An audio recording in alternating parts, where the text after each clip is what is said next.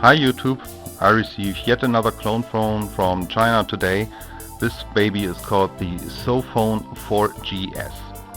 When you order it, you get your standard accessories, you get a wall charger. Tech also included a European plug adapter for me. You get some crappy earphones. You get a data cable, which by the way can also be replaced by an original iPhone data cable if you ever need one. I got a screen protector. I got a clip-on cover to protect the phone, and it also came with a spare battery, which is very nice. Just like the pinphone 4 that I showed you yesterday, this phone also has a 3.5-inch capacitive touchscreen with a 320 by 480 pixel resolution, and it also supports multi-touch. This again is your standard MTK shunt SciPhone. It has a MTK 6235 CPU inside. It has a metal frame which has a very nice touch to it. You have your mute switch right here, your volume up down buttons right there. It has a standard 3.5mm headphone jack. It has two cameras, one on the back which also has a LED flashlight and one on the front. What looks like a SIM slot is actually a fake because the SIM card goes inside the phone.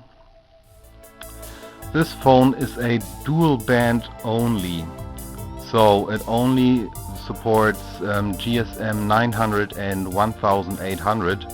So if you're planning on buying this device, you better check with your provider. The one I ordered came with 4GB in size. This phone supports Wi-Fi, Bluetooth, it has a G sensor, and it also has a proximity sensor, which is very cool. So when you make a phone call and you hold this device to your head, the display will automatically shut off. It has a FM radio built in, a video player, an audio player, an image viewer, a calculator, a compass, all the usual stuff you usually find on those clone phones.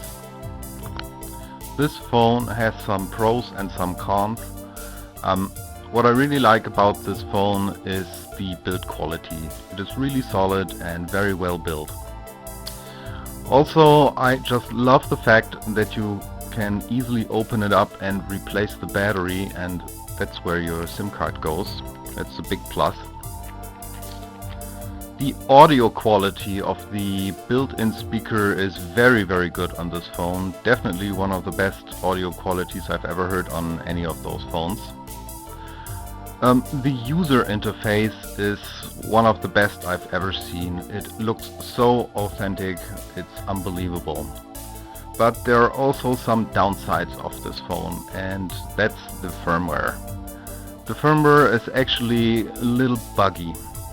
Well, maybe buggy is not the right term, but some of the stuff you will find in this phone is simply not translated into English, so you will find some Chinese stuff in it. Like, for example, the date in the lock screen, or there's a weather app which is completely in Chinese, and it also has like a Google Maps application which is also in Chinese. But if you can live with that, this is really a nice phone to have. Let me just show you what you can do with it. Have fun!